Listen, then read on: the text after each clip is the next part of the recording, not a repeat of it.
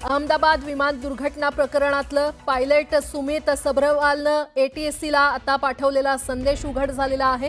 4 ते 5 सेकंदामध्ये पायलटनं मेडेचा संदेश पाठवला होता। मेडे मेडे मेडे, थ्रस्ट नहीं मिल रहा असा संदेश पायलटकडून पाठवण्यात आला होता। पॉवर कमी होतंय, प्लेनवर उचललं जात नाही, नाही वाचणार असा संदेश देण्यात आला होता। विमानाचा पायलट सुमित सबरवालनं एअर ट्रॅफिक कंट्रोलर म्हणजेच ATCला हा शेवटचा संदेश पाठवलेला उघड झालेला आहे। 4 ते 5 सेकंदाच्या संदेशात सुमित म्हणतोय की मेडे मेडे मेडे, थ्रस्ट नहीं मिल रहा, पॉवर कम हो रही है, प्लेन उठ नहीं रहा, नहीं म्हणजेच नाही वाचणार अशा शब्दात हा संदेश पाठवण्यात आलेला होता। आणि या संदर्भात अधिक माहिती देत आहेत आमचे प्रतिनिधी लक्ष्मण घाटोळ आपल्यासोबत जोडले गेलेले आहेत।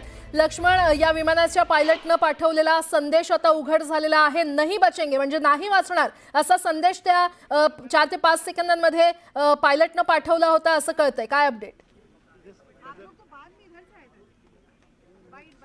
खरं तर या सगळ्या प्रकरणामध्ये एक हा सुमितचा जो पायलट होता त्याचा एक शेवटचा संदेश जो आहे तो समोर आलेला आहे। आणि त्या एका वृत्तसंस्थेने या सगळ्या प्रकरणाला दुजोरा देखील दिलेला आहे। आणि या सगळ्या प्रकरणामध्ये पायलट सुमित सबरवाल यांनी जो ATCच्या टीमला जो एक शेवटचा संदेश दिलेला होता तो संदेश या सगळ्या अपघातानंतर समोर आलेला आहे।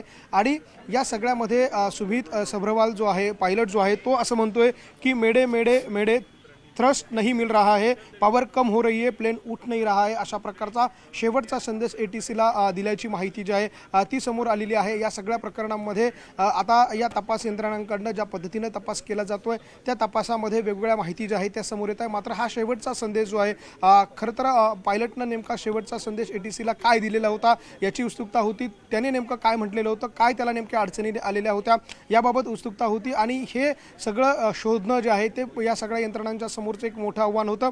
आणि याच अनुषंगानं ज्यावेळेला तपास केला जात होता आणि त्या तपासामध्ये ही बाब समोर आलेली आहे की या सगळ्या अपघातापूर्वी एक शेवटचा 5 ते 6 सेकंदाचा जो संदेश आहे जो पायलटनं याने ATCला दिलेला होता तो यामध्ये समोर आलेला आहे। आणि त्यामध्ये पॉवर मिळत नाही आहे, प्लेन उठ नहीं रहा है अशा प्रकारचा हा संदेश होता। आणि त्यामुळे हे अपघात त्यातूनच झाला असावा अशा प्रकारचा अंदाज जो आहे तो व्यक्त केला जातोय।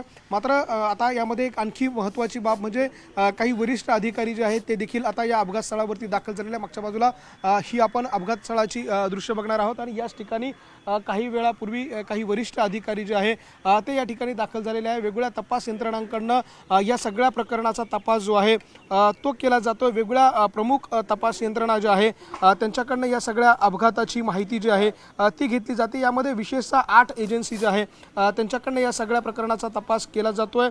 National investigation agency, Gujarat police, aircraft accident, त्याचबरोबर director general of civil aviation अशा वेगवेगळ्या संस्थांकडनं या सगळ्या प्रकरणाचा तपास जो आहे तो केला जातोय। आणि त्यांचे वरिष्ठ अधिकारी जे आहे ते आता या घटनास्थळावरती दाखल होत आहेत, त्यांच्याकडनं या सगळ्या प्रकरणाचा तपास जो आहे तो केला जातोय।